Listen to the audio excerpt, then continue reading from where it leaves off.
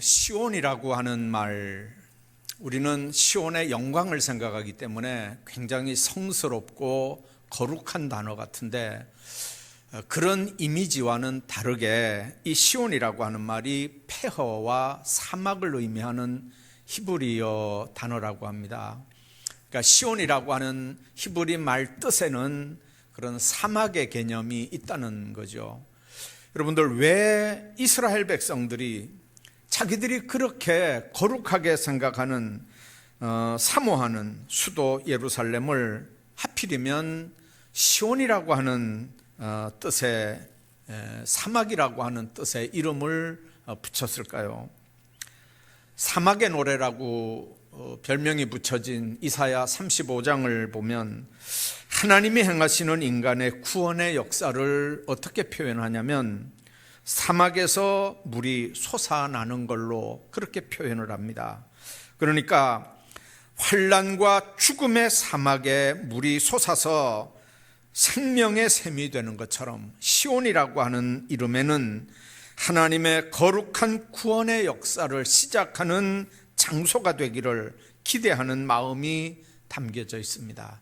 삶의 현실은 사막이고 폐허고 죽음이고 음침한 골짜기래도, 그러나 거기에 생명의 샘이 터져서 많은 백성들이 다시 한번 하나님의 영광을 드러낼 수 있는 장소가 되기를 사모하는 게 바로 시온이 우리에게 주는 의미라는 거죠. 오늘 우리가 읽은 본문은 당대 최대의 강국이었던 바벨론 느부갓네살 왕이 이스라엘 예루살렘을 침공을 하고, 이제 예루살렘은 초토화됩니다. 성전도 무너지고, 그리고 이스라엘 백성들이 바벨론에 다 끌려가서 종살이할 거죠. 그런데 그것만 예언하는 게 아니고 때가 되면 하나님께서 그 이스라엘 백성들을 다시 하나님의 성전으로, 하나님의 거룩한 시온으로 다시 귀환시킬 걸 예언하는 말씀들이 이제 이사야의 예언들입니다. 오늘 우리가 읽은 말씀도 바로 그 부분입니다. 하나님의 은혜로 해방돼서 예루살렘에 돌아올 이스라엘이 부를 노래가 어떤 것인지에 대한 말씀들이 오늘 우리가 읽은 말씀 가운데 소개가 됩니다. 이 예언이야말로 사막의 샘물처럼 희망을 상실한 이스라엘에게는 엄청 기쁜 소식이고 정말 삶의 생수 같은 예언이었을 겁니다. 범죄했기 때문에 망한다는 예언은 사망의 소리잖아요. 그 범죄했기 때문에 나라가 바벨론의 포로가 될 거라고 하는 건 정말 절망적인 예언이잖아요.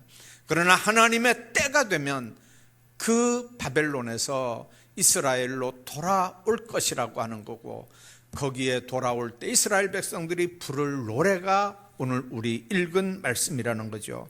본문은 그날에라는 말씀으로 시작을 합니다. 그날은 하나님의 구원의 날입니다. 세계 민족 가운데 이스라엘 민족만큼 하나님의 구원을 가장 많이 경험한 민족들이 어디 있을까요? 430년 동안 애굽에서 종살이 하다가 해방받은 것도 그날의 축복 때문입니다.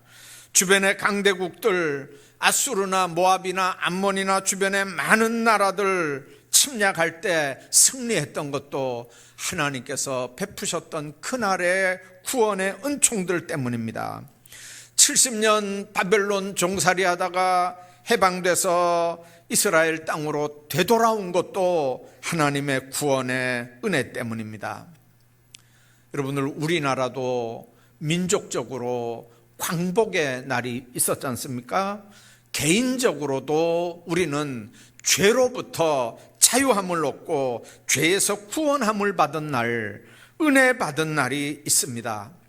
지금은 코로나 때문에 우리 일상이 다 뒤죽박죽이 돼 있지만 때가 되면 하나님께서 하나님의 백성들을 한자리에 부르시고 하나님 앞에 한자리에서 예배드리며 찬양할 날이 올 걸 우리는 분명히 믿습니다.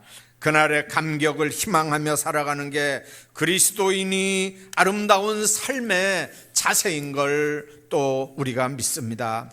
오늘 본문을 중심으로 그날에 있을 일이 뭔지를 몇 가지 살펴보면서 은혜를 나누려고 합니다. 그날에, 오늘 1절에 보면 그날에 유대 땅에서 이 노래를 부르리라 그렇게 말씀합니다. 이스라엘 백성들이 이스라엘에 다시 돌아오는 그날, 하나님께서 바벨론으로부터 구원시키는 그날, 유대 땅에서 이 노래를 부르리라. 어떤 노래입니까? 우리에게 견고한 성읍이 있으며 여호와께서 구원으로 성벽과 외벽을 삼으시리로다. 그날에 이런 노래를 부르게 될 이유 두 가지가 오늘 본문에 소개가 됩니다. 첫째는 견고한 성읍이 있기 때문이라고 말씀합니다. 유대인들은 예루살렘 성이 가장 거룩한 성일 뿐만 아니라 그 성벽은 옛날에 다윗 성벽이잖아요.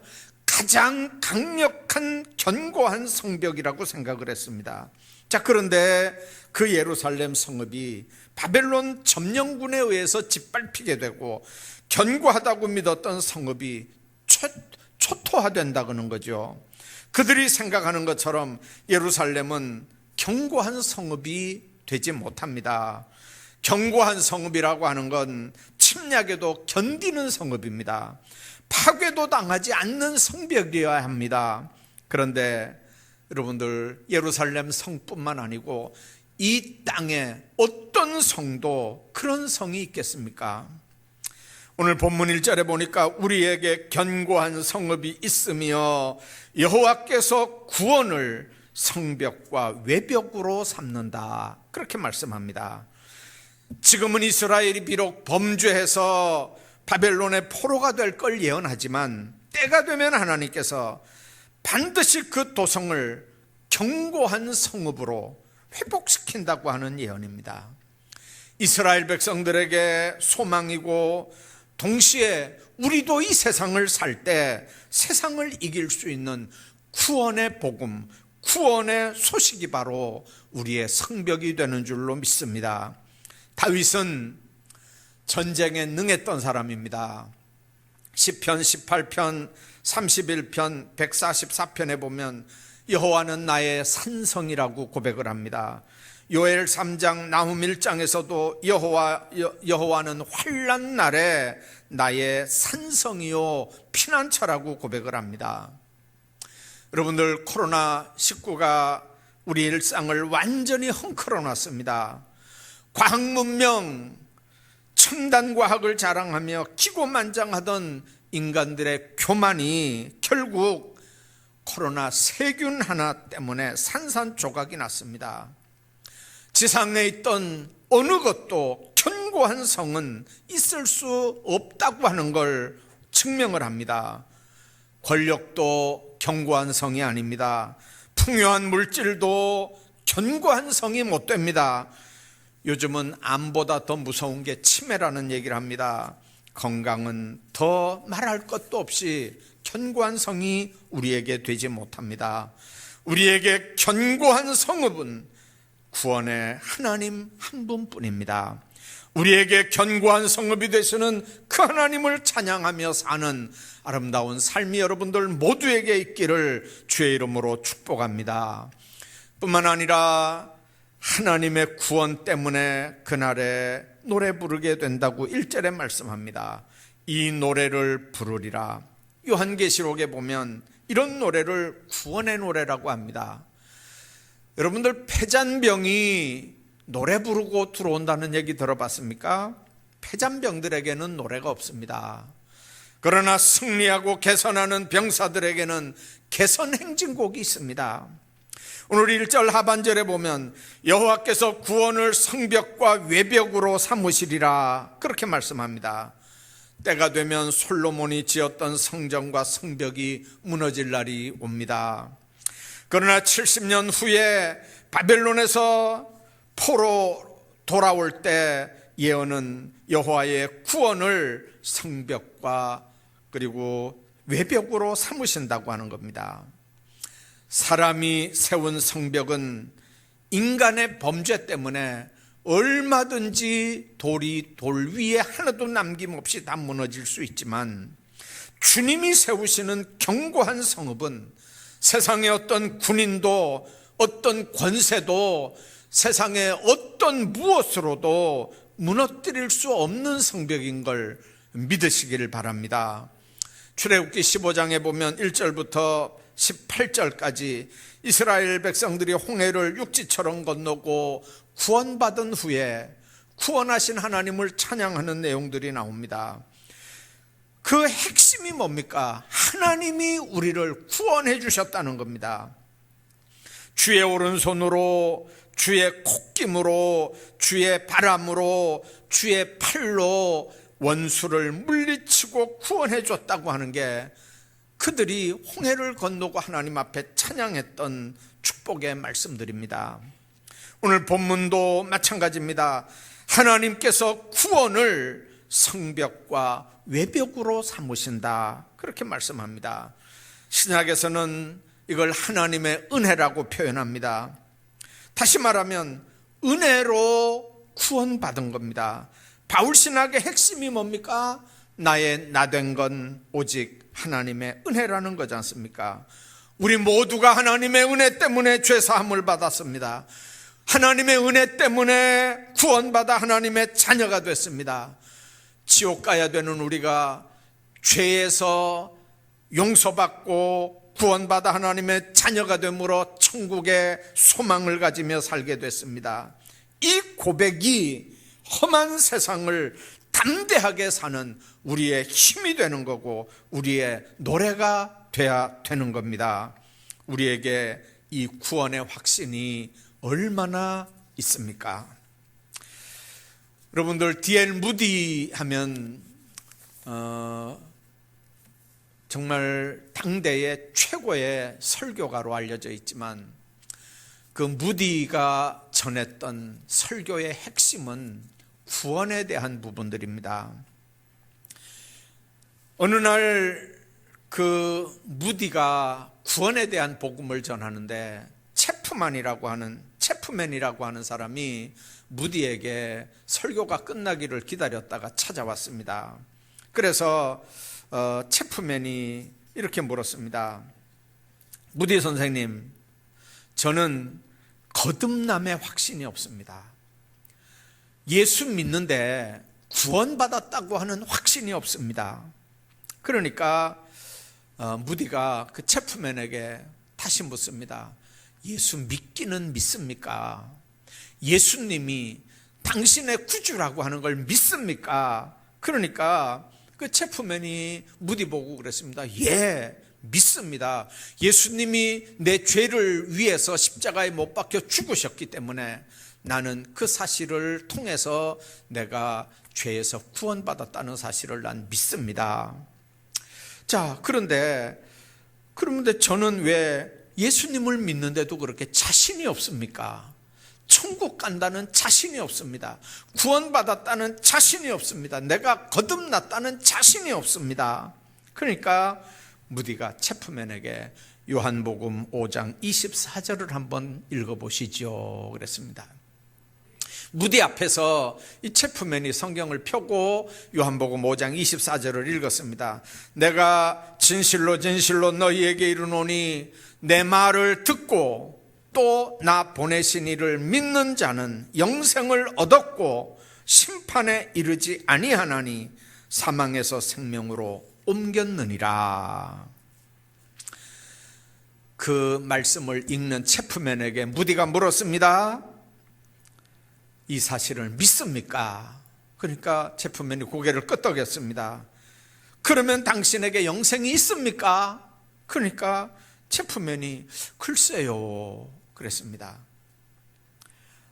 무디가 기가 막혀서 체프맨에게 그러면 또 한번 다시 읽어보시죠. 그래서 또 읽었습니다. 내 말을 듣고 또 나 보내신 이를 믿는 자는 영생을 얻었고 심판에 이르지 아니하나니 사망에서 생명으로 옮겼느니라. 그럴 때 무디가 물었습니다. 믿는 자는 영생을 얻었다고 당신이 지금 읽었지 않습니까? 이제 당신은 믿습니까? 그러니까 믿는다고는 내가 여러 번 말했지 않습니까? 그러면 당신에게 영생이 있습니까? 글쎄요, 그건 잘 모르겠는데요. 그때 무디가 고함을 꽥 찔렀습니다. 당신이 뭔데 하나님을 무시합니까? 하나님이 믿는 자에게 영생이 있다고 했으면 있는 거지, 당신이 뭔데 하나님을 무시합니까? 무디의 고함 소리에 깜짝 놀라서, 아니 선생님, 그러면 저에게도 영생이 있다는 말입니까? 이렇게 반문을 했습니다.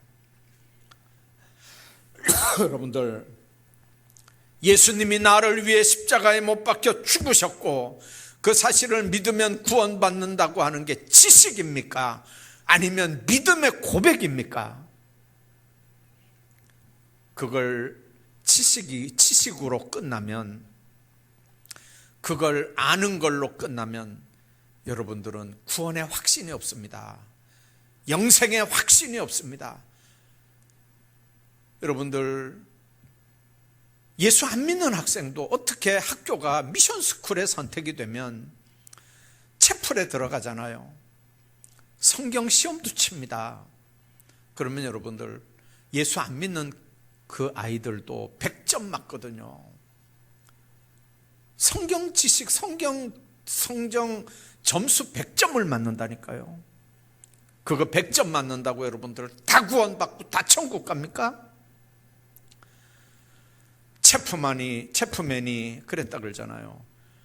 아니, 정말 내가 구원받는단 말입니까? 정말 제게 영생이 있다는 말입니까? 여러분들, 기가 막힌 거 아닙니까? 나중에 체프맨은 신학을 공부하고 그리고 무디가 은퇴한 교회에 담임 목사가 됐다고 그래요. 체프맨이 전 세계를 다니면서 설교한 내용이 뭡니까? 자기가 받았던 이 말씀, 요한복음 5장 24절 말씀입니다. 설교의 모든 핵심들이 다 이 말씀이었다고 그래요. 여러분들, 66권의 핵심이 뭡니까? 하나님의 사랑이잖아요. 구약은 오실 메시아, 신약은 오신 메시아, 몽땅 합하면 하나님의 사랑. 그 사랑이 뭔 의미입니까? 예수님께서 우리 인류를 위해서 십자가에 못 박혀 죽으시고 우리를 구원시켰다고 하는 사실이지 않습니까? 그걸 믿고 입으로 고백하면 구원받는다고 하는 이 메시지가 오늘 어떤 메시지로 여러분들 받으십니까? 주님이 나를 구원했다고 하는 이 믿음이 우리 인생의 성벽이 되기를 주의 이름으로 축복합니다. 구원의 복음만이 악한 사탄의 공격에 담대한 하나님의 백성들로 이 땅을 살게 하는 겁니다. 험한 세상에서 구원의 복음만이 이 세상의 희망입니다. 어떤 악한 영의 역사들, 어떤 사탄의 괴계도 이기고 담대하게 세상을 살게 하는 구원의 능력이 바로 구원의 메시지인 걸 우리가 알아야 합니다. 이런 하나님의 구원하심 때문에 날마다 마음껏 감사하고 찬양하는 삶들 사시기를 주의 이름으로 축복합니다. 뿐만 아니라 그날에 있을 두 번째 역사는 평강으로 지켜주시는 겁니다. 여러분들, 하나님 앞에 찬양할 수 있는 것도 엄청난 복입니다. 견고한 성읍이 있으면 하나님 찬양한다고 그랬습니다. 하나님 앞에 하나님의 구원 때문에 우리가 찬양을 합니다. 그런데 그렇게 찬양하는 사람들 속에 또 다른 축복 하나가 옵니다. 두 번째는 뭐냐면 평강으로 우리를 지켜주시는 역사입니다. 3절에 있는 말씀 보면 주께서 심지가 견고한 자를 평강하고 평강하도록 지키시리니 이는 그가 주를 신뢰함이니이다. 그렇게 말씀합니다.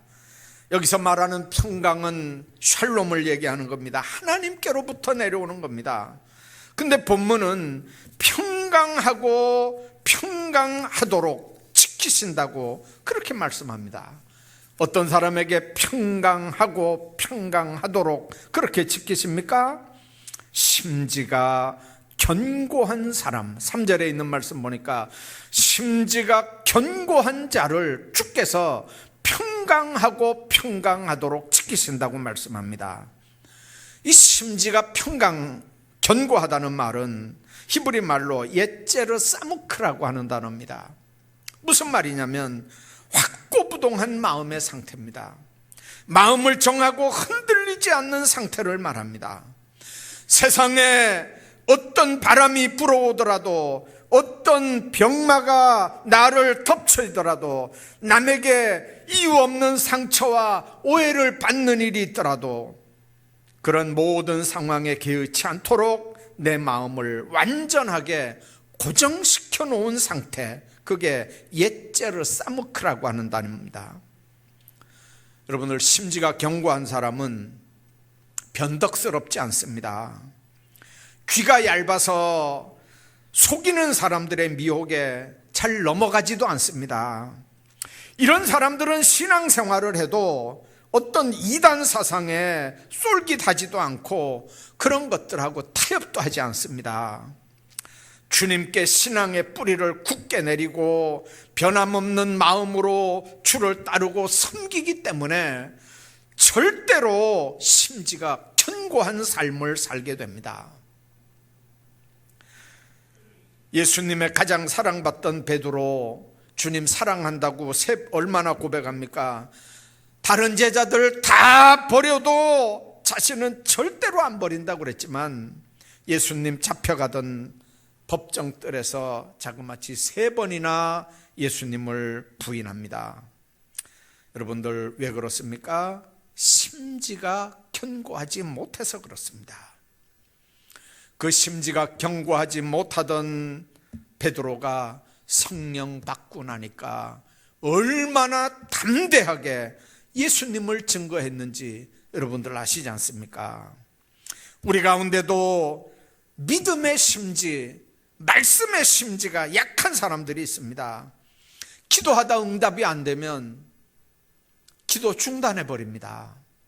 충성하고 봉사하다가도 수 틀리면 중단해 버립니다. 여러분들, 교사나 성가대로 몇 달 봉사하다가 마음에 안 들면 중단해 버립니다. 사업을 해도 공부를 해도 여러분들, 심지가 굳은 사람들이 끝장을 보는 겁니다. 하나님은 이런 사람을 평강에서 평강으로, 평강하고 평강하도록 하나님께서 지켜주신다고 약속합니다. 미국의 실용주의 학자고 유명한 심리학자인 윌리엄 제임스라고 하는 사람이 이런 얘기를 했습니다. 이 인간의 사고가 바뀌면 행동이 바뀌고, 행동이 바뀌면 습관이 바뀌고, 습관이 바뀌면 성격이 바뀌고, 성격이 바뀌면 운명이 바뀐다고요. 여러분, 한번 생각해 보십시오. 정말 생각이 바뀌면 행동이 바뀝니다. 행동이 바뀌면 그 바뀐 행동이 반복이 되면 결국은 그게 그 사람 습관이 되거든요. 한번 습관이 되면 그게 그 사람 성격이 되는 거고, 나중에 그 성격, 습관이 그 삶을 지배해 버립니다. 그러면 그게 그 사람 운명을 결정하는 거거든요. 긍정적으로 생각하면 행동도 긍정적으로 합니다. 부정적인 생각을 하면 행동도 부정적인 행동을 합니다. 비판적인 생각을 가지면 끊임없이 비판적인 행동으로 살아갑니다. 감사 생각을 가지고 항상 감사함이 넘치는 삶을 살면 범사에 감사할 수 있게 됩니다. 그러나 매사에 불평, 불만의 생각을 가지고 사는 사람은 금방 봐도 좋은 일인데도 일단은 불평, 불만으로 시작을 하고 평생을 그렇게 살아갑니다. 그래서 잠언 4장 23절에 보면 무릇 지킬 만한 것보다 더욱 내 마음을 지키라. 생명의 근원이 이에서 남이니라. 그렇게 말씀합니다. 마음이야말로 가장 근본적인 거라고 하는 걸 말씀합니다. 오늘도 마음을 잘 관리하고 심지가 견고해서 이 세상을 아름답게 살아가는 하나님의 사람들 되시기를 주의 이름으로 축복합니다. 뿐만 아니라 주를 신뢰하는 사람을 평강으로 지켜주신다고 말씀합니다. 신뢰한다는 말이 뭔 말입니까? 믿고 맡긴다는 말입니다. 주님도 믿고 세상도 믿는다는 말이 아닙니다. 세상도 사랑하면서 동시에 세상도 사랑한다는 말이 아닙니다. 그런 사람들에게, 그렇게 양다리를 걸치고 있는 사람들에게는 하나님의 평강은 절대로 임하지 않습니다. 독일 퀼른 지방의 어느 건물 지하실 벽에 이런 낙서가 아직도 남아있답니다. 우리 같으면 문화재로 그걸 딱 보존하고 지키고 있는가 봐요. 내용이 뭐냐면, 태양이 구름에 가려 햇빛을 볼 수 없을 때도 나는 태양이 있음을 믿는다. 비록 하나님이 침묵하고 계실 때라도 나는 하나님의 사랑이 엄연히 계심을 믿는다. 지하실 벽에 쓴 낙서 같은 신앙 고백이에요. 2차 세계대전 때 전쟁 포로가 그 지하실에서 하나님 앞에 기도하는 마음으로 이렇게 써놓은 그런 신앙 고백이라고 그렇게 전해집니다. 여러분들, 전쟁 포로면 언제 어떻게 될지 모르잖아요. 수많은 무서운 질병도 있고 굶주림도 있고, 또 얼마든지 그날 당장이라도 끌어내다가 총살시킬 수도 있는, 정말 내일이 보이지 않고 삶의 희망이 보이지 않는 그 자리에서 하나님 앞에 그렇게 고백하는 거예요. 태양이 구름에 가려 안 보여도 태양이 있음을 믿는 것처럼 주님이 나에게 금방 응답하지 않고 침묵하실 때도 하나님의 사랑이 엄연히 계심을 내가 믿는다는 거죠.